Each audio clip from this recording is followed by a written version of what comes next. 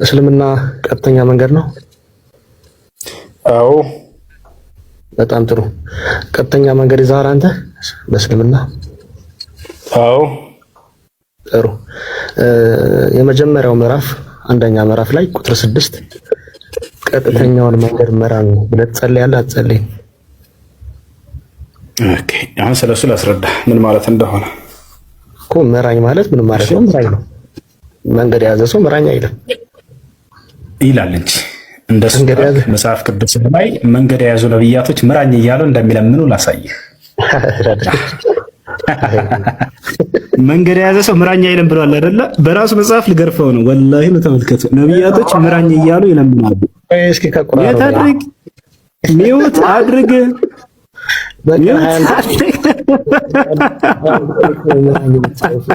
እንደፈለክ ሳቅ። ይኸውና ዳዊት ምን አለ? ምራኝ እያለ ይለምናል። በጽድቅህ ምራኝ። ማን? ዳዊት። አልተመራም ገና የጽድቁን መንገድ። በእውነትህ ምራኝ አለ። እውነትን መንገድ አልተመራም ዳዊት። ና ቁጥር አንተ አንድ ጊዜ ቦታ ነው በአንድ ቦታ ነው አይደለ? እኔ በደርዘን ነው የማመጣልህ። መንገድህን ምራኝ። ሚውት አድርግ ሚውት አድርግ። ያውና ዳዊት ምን አለ? መንገድህን ምራኝ። እዚህ ምን አለ? አዎ ምራኝ።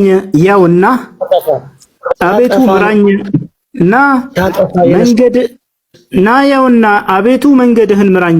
እኛም መንገድ ምራን የሚል ቃል አይተህ ነው አይደል የመጣኸው? ያውና መንገድህን ምራኝ እያለ ዳዊት እየለመነ ነው። ጌታ ሰው አይልም። ና የንስሐ ነው የሚለውን ትልቁ ላይ ነህ። ክፈት ማስረጃ። የንስሐ ነው የሚለውን አሳየን። ክፈት።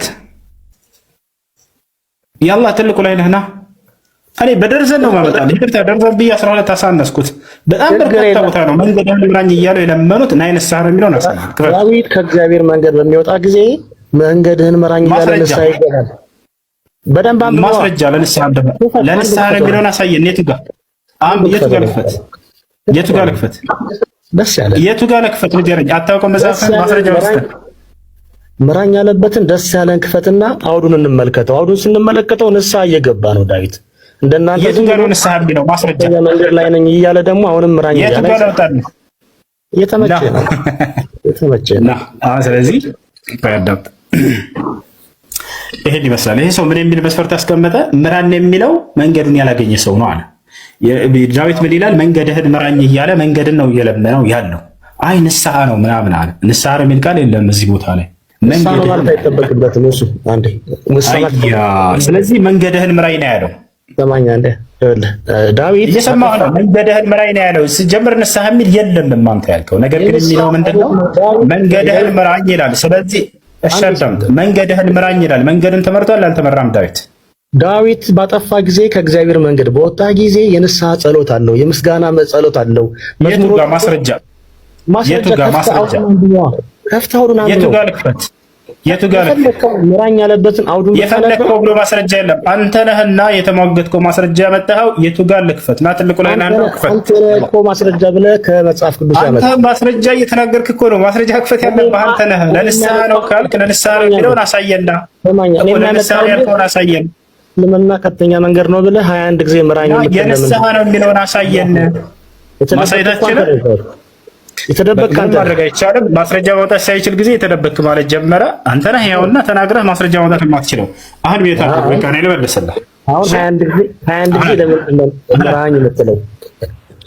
አዎ ለምን ምራኝ እንደምንል አሁን ላሳየህ። እሺ በቃ አሁን ቤታ አድርገህ አዳምጥ። እሱ ምንድነው ያለው? ቀጥተኛውን መንገድ ምራኝ የምትሉት ቀጥተኛው መንገድ ላይ ስላልሆናችሁ ነው።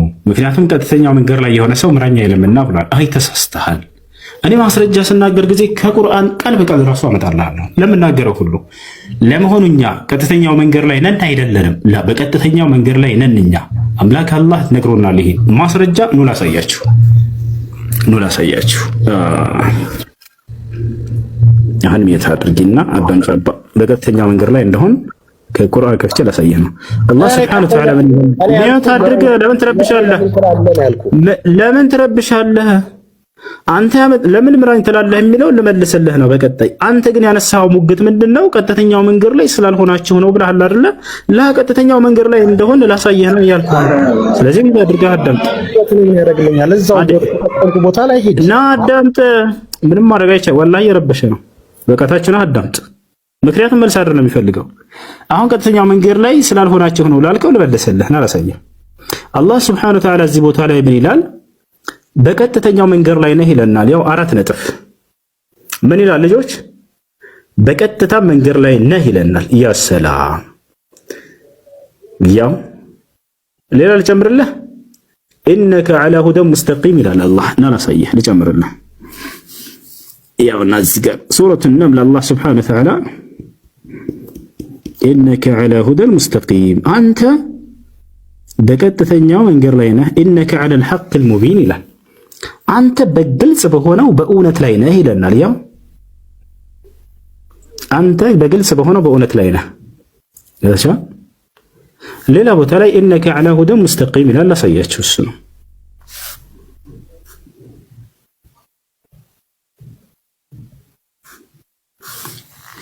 ሱረቱል ሐጅ 67 ሱረቱል ሐጅ 67 ላይ አምላክ አላህ ሱብሓነሁ ወተዓላ ምን ይላል? ያው ምን ይላል? አንተ በእርግጥ በቅኑ መንገድ ላይ ነህና ይላል። እኛ ሙስሊሞች በቅኑ መንገድ ላይ እንደሆነን አላህ ሱብሓነሁ ወተዓላ በርካታ ቦታ ላይ ነግሮናል። ታዲያ ኢህዲነ ሲራጠል ሙስተቂም ቀጥተኛውን መንገድ ምራን ሲል ምን ለማለት ነው ወደሚለው እንምጣ። አንደኛ ኢህዲና ማለት ሰቢትና ነው፣ አጽናን ማለት ነው። በዚያ በመንገድ ላይ ምራን በሚለውን ቢባል ችግር የለውም። ግን እንዳለ ሙፈሲሮችን ላሳያችሁ፣ 2 ትርጉም አለው። አንደኛው አጽናን የሚል ነው። አጽናን የሚለውን ከራስህ ኃጢአትን የሚያስተሰርዩ ሰዎች ና ተመልከት። ከኢየሱስ ክርስቶስ ውጭ ኃጢአትን የሚያስተሰሪ አለ የለም? መጽሐፍ ቅዱስ ላይ እግዚአብሔር የማስተሰሪያን መንገድ ስለሰጣቸው ወይንም ደግሞ የማስተሰሪያ መንገዱ ለምሳሌ ሊቀ ካህናቶች ማለት ተሰርዮልሃል ብሎ መናገር አይችሉም። አዳምጥ። ተሰርዮልሃል ማስተሰሪያ ይለያያል እኮ ወንድሜ። አንሱ አሁንም ስማኝ። ተሰርዮልሃል ማለት ምን ማለት ነው? መልስልኝ በጌታ ወላሂ ላዚም ያልጠየኩትን ነው ያወራው። ኃጢአትን እሰርያለሁ ብሎ ኢየሱስ የተናገረበት ቦታ አለ የለም? አንድ ወይንም ሌላ አካል ችግር የለም ኢየሱስ ሳይናገር ሌላ አካል ኢየሱስ ኃጢአትን ይሰርያል ብሎ የተናገረለት አለ የለም? አሁን በቀጥታ መልስ። ያልተጠየቀውን እየሄድክ አታውራ። እሺ ይተዋይ ይኸውልህ ወንድሜ አንሱ አሁንም ልብ ቅልብ ሆነ ካለ ለመስናገር ተሰርዮልሃል ብሎ የሚናገር አንዱ እግዚአብሔር በቀር የለም አለ የለም? ኢየሱስ እኔ ኃጢአትን እሰርያለሁ ያለበት ወይንም ደግሞ ኢየሱስ ኃጢአትን ይሰርያል ተብሎ የተነገረበት ቦታ አለ የለም? መጽሐፍ ቅዱስ ላይ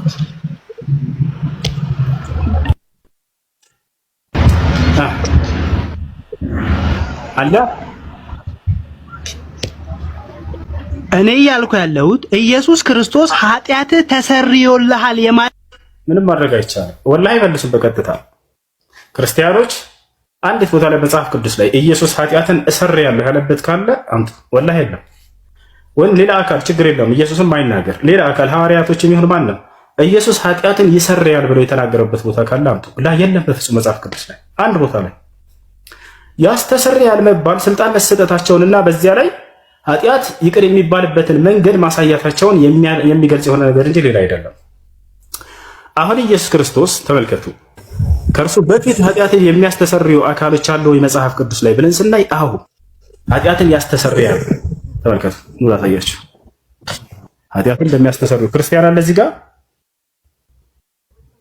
እኔ ክርስቲያን ነኝ። በጣም ጥሩ። በዚህ ጉዳይ ላይ ትቀጥላለህ ወይስ ሌላ ጥያቄ አለ? ኖ ጥያቄ አለኝ። እስቲ ትጠይቃለህ። በዚህ ላይ ግን ኢየሱስ ክርስቶስ እኔ ኃጢአትን እሰርያለሁ ብሎ የተናገረበት ቦታ መጽሐፍ ቅዱስ ላይ በእኔ ያመነ የዘላለም ሕይወት ይኖረዋል ብሏል። አልጠየቅኩም ስለ ኃጢአት። በቃ ዛት ሚንስ የዘላለም ሕይወት ማለት ኃጢአት ተሰርዮልህ ነው የዘላለም። በቃ ጥያቄ መጠየቅ እችላለሁ? የተጠየቀውን መልስ የለህም አይደለ? ኢየሱስ እኔ አንተ ቃል በቃል በቀን 5 ስገዱ የሚለው አለ? አሳየኝ። ከቁርአን አሳየኝ። አንተ አይደለህ የምትመርጠው ማስረጃ። አያችሁ አይደለ? ከቁርአን በቀን 5 ስገዱ የሚል አሳይ። አዳምጥ። በጣና እኔ ጥያቄ ጠይቅና ከዮሐንስ ወንጌል ብቻ ነው ፈልገው ያስኬዳል። እንደዚህ አያስኬድም። ኢየሱስ የሚል ቃል ብሉይ ኪዳን ላይ አንዲት ቦታ ላይ ልታመጣ አትችልም። ለምሳሌ ይወጣል አይደል? ወይንም ደግሞ ኢየሱስ ክርስቶስ በድንቅ ቃል እንደሆነ ማስረጃ አምጣ ብለህ ከዮሐንስ ውጭ በሌላ በማቴዎስ በማርቆስ በሉቃስ ላይ አምጣ ብለህ ልታመጣ አትችልም።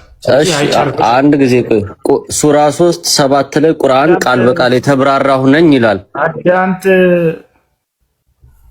ኢየሱስ ኃጢአትን ይሰርያል የሚል ቃል አለ ወይንስ የለም መጽሐፍ ቅዱስ ላይ? ወይንስ እኔ ኃጢአትን እሰርያለሁ ብሎ የተናገረበት ቦታ አለ የለም ነው የተባለው? በእኔ ያመነ የዘላለም ሕይወት አለው ይላል። ኢየሱስ ግን ኃጢአትን እሰርያለሁ አላለም። ኦኬ፣ ቃል አንተ ነህ የምትመርጥላቸው ማለት ነው። መምረጥ ነው። አሁን አንተ እየመረጥክ ነው ያለኸው ቃል አይደል? መምረጥ ሳይሆን አዳምጥ። የአምላክ ባህሪያቶች የሚባሉ ነገራቶች አሉ። ልጅም ሲያወራ ጊዜ ከአምላክ ባህሪያቶች ምንድነው አንዱ ስለው ጊዜ ኃጢአትን ይቅር ማለት የአምላክ ባህሪ ነው አለ። ትስማማለህ? አትስማማም?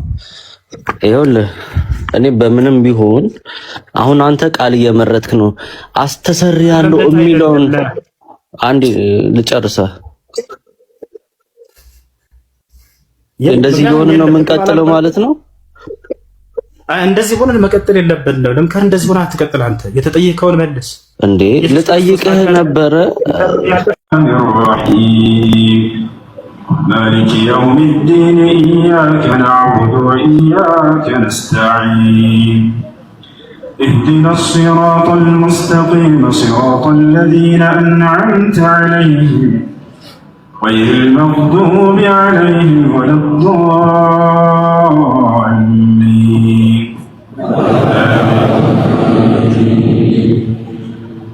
أسمع بهم وأبصر يوم يأتوننا لكن الظالمون اليوم في ضلال مبين. وأنذرهم يوم الحسرة إذ قضي الأمر وهم في غفلة وهم لا يؤمنون.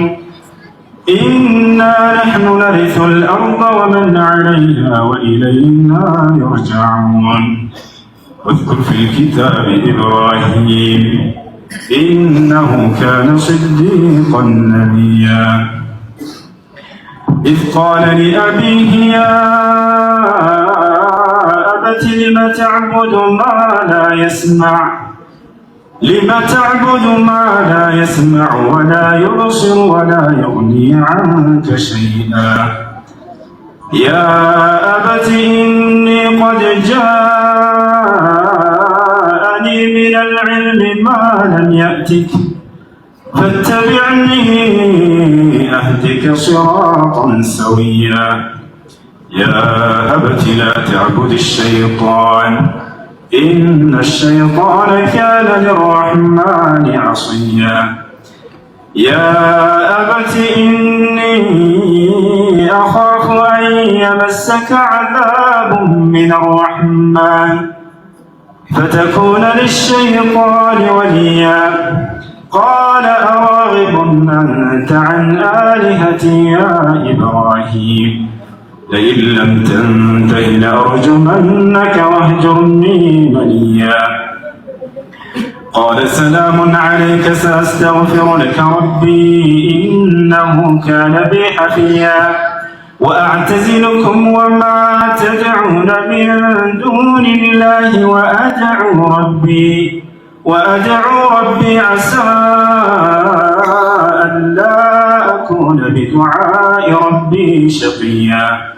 فلما اعتزلهم وما يعبدون من دون الله وهبنا له إسحاق ويعقوب وكلا جعلنا نبيا ووهبنا لهم من رحمتنا